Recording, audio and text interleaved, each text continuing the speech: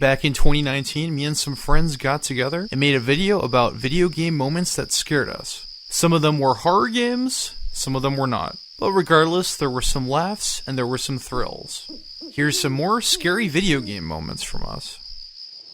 Donkey Kong Country 2 had better graphics, sound, and a higher difficulty than the first game. It also had a little bit more of a menacing atmosphere. Something was spooky about it. If you judge the game entirely on its cover art, you might think, oh, silly monkey game.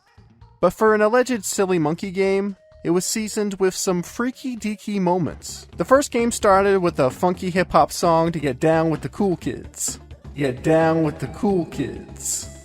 Donkey Kong Country 2, Diddy Kong's Quest, on the other hand, has this very foreboding title screen that makes the adventure seem more deadly and serious. Ooh, scary. There's that level in a haunted house when you're being chased by that crocodile ghost Cackle. That freaked out AT when he was a kid. I don't know about these Kremlins, bro. And there's also a minor enemy from the Kremlin crew called Clobber. You'll see it a few times throughout the game. It's a crocodile in a barrel that chases after you. It makes this gnarly sound of killer intent. Why is it so aggressive and processed?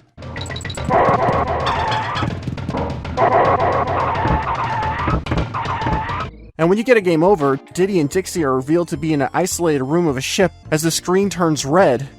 So, they were caught and scheduled for execution? I don't think there's much room for interpretation here. How else do you explain that? Poor monkeys.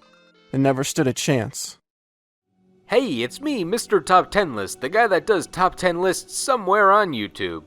Back in middle school, I had a friend in the neighborhood, and we would after school play Nintendo GameCube sometimes. And one game he got really into was Resident Evil 4, so I got into Resident Evil 4. It's a good game, good story, it's fun. Naturally, he thought, let's play some of the older games, so we got the Resident Evil remake that was on the GameCube that came out a few years before. So we were playing through the game, standard zombie stuff, nothing unexpected in terms of horror, and then we got to a point where you had to find a dog whistle. We blow the dog whistle where you're supposed to, and nothing happens. We're just kind of standing around in game like, what's going on? And then all of a sudden, the zombie dogs came out and went right for Chris Redfield's jugular. And we immediately died in game. My friend dropped the controller, shut off the GameCube, and was like, let's go do something else. And we never played the Resident Evil remake again. I didn't find the dogs that scary, or at least not as scary as anything else in the game at that point, but for whatever reason, it freaked him out so much where he just never wanted to touch the game again. I would even bring it up sometimes, and he's like, not feeling it. I actually wanted to play more of the game after this happened, but I felt that emotional contagion where I was like, oh, I guess that was kinda scary.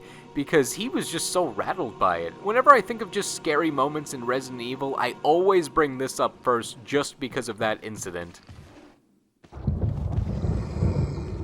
Hello, my name is Ashley, and I picked Legend of Zelda Ocarina of Time as my scary moment game. So, I don't play a lot of scary games, and it doesn't take much to scare me. Anything that had to do with the Kakariko under the well or the graveyard was something I really struggled to get through. When it came to the Shadow Temple and under the well, there were these things called dead hands. This is hard to explain, but I feel like the low poly of the model and the vagueness and blurriness of his texture, it made him even more obscure. And that kind of made him even scarier to me. Because it's like, I can't even get a good look at him. And it's like, what even is this thing?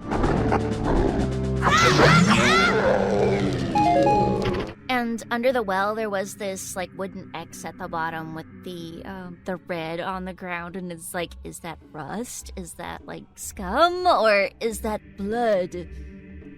So you fight one of the dead hands under the well, and then when you get to the Shadow Temple, at the start of it, you have to fight another one. And I barely got through the first one. Having to fight it all over again, I just couldn't do it. The rooms with the guillotines also really scared me because, like, the anticipation of the guillotines coming down and trying not to get hit by them. So, yeah, that's my scary game moment. This next segment was suggested by one of our viewers who goes by the alias of Better Bones. He didn't want to be on mic, so he laid out his experience via email. One of my favorite childhood games was the original Star Fox. Space ships, space animals, it's fun. But there's a few things about it that are creepy. For one, in the asteroid stage, some of the asteroids have evil faces on them, and they fly right at you. That's pretty creepy.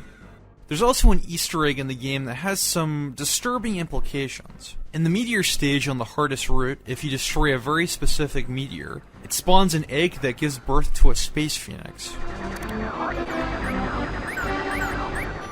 If you kill the phoenix quickly enough, it forcibly transports you to a level called Out of This Dimension. This is a freaky stage that looks like a Salvador Dali painting on LSD. He says to put yourself in his shoes and remember that he did this unintentionally as a kid. He was convinced that it might have been a glitch or a bad dream.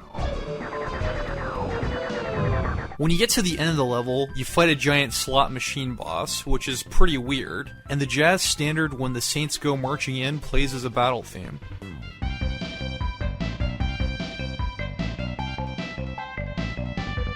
When you shoot the boss, it spins the reels on the slot machine. Good rolls give you coins that heal you. Bad rolls fire missiles that hurt you. Because there's a certain degree of luck involved, this can be a long and tedious battle. But when all is said and done, you beat the slot machine and it blows up. And this serves as an alternate ending for the game. He says that he freaked out and thought that his game broke.